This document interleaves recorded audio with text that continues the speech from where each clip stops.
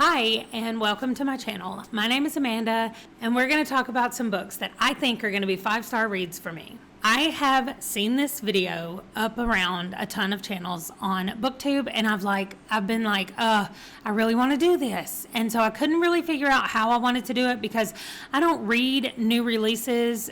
I don't keep up with a bunch of new releases and read them, so I don't want to do 5-star predictions of new books.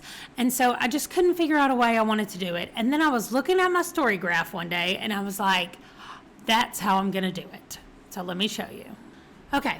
This is what my Storygraph looks like. Ignore the currently reading section that I think my face is probably covering up anyway, because I never update that on here. I keep up with my currently reading over on Goodreads, and on here is where I kind of just keep up with my to-read pile. Like it says right here, this is mostly what I want this for. And I just noticed that the Inheritance Games is in there, and I've already read it, but that's fine. I will get to it. Here is how my list is set up. I have 1,402 books, including one that I just put on this morning. But I always go and filter by the earliest added because I want to know what has been on my list the longest. And so here's what I did. I started right here and I scrolled down through this list until I found 5 books that I think are going to be 5 stars for me.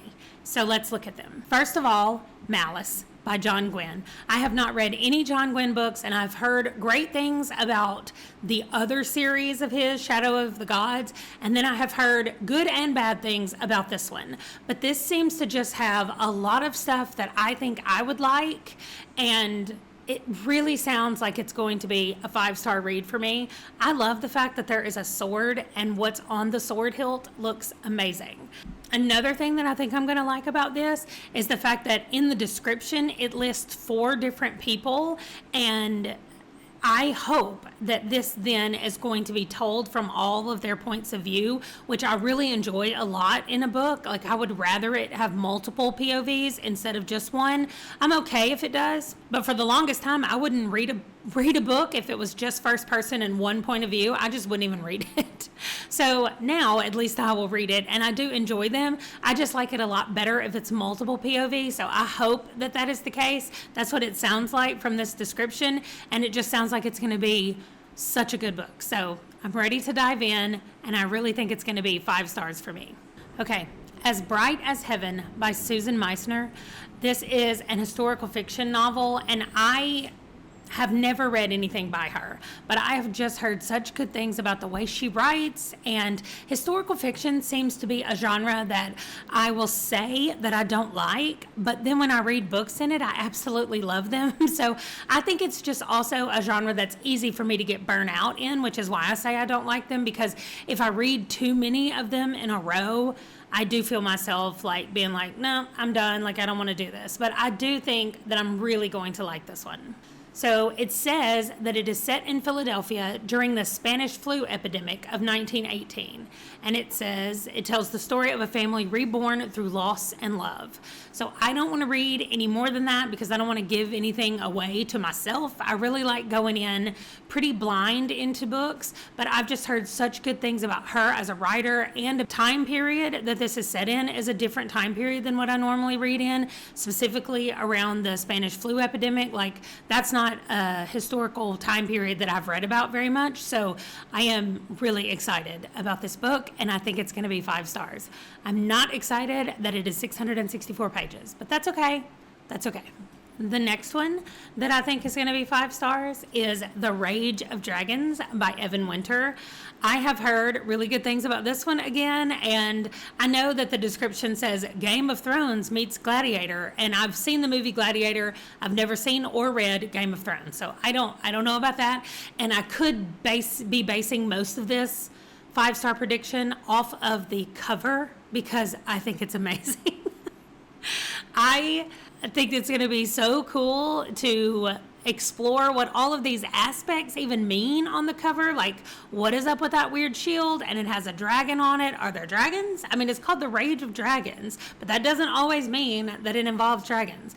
Then we have all these different weapons coming out of it. And in the background, there's like a relief sculpture kind of thing that I think would be amazing to find out what all of those things mean and all those people back there. And I am just excited about it. And it is a debut epic fantasy about a world caught in an eternal war and the young man who will become his people's only hope for survival. So that just sounds awesome to me. And everything about that sounds fun. It says it's going to be dark and adventurous and fast-paced. I really like all of those words.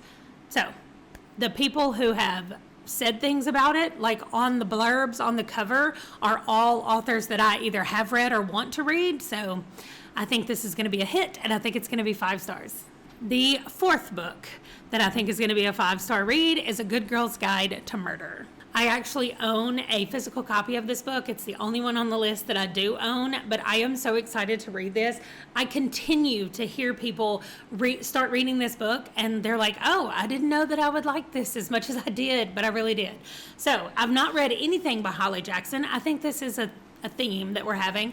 This is also a mystery, thriller, and young adult. So I don't have any young adults on here, I don't think either.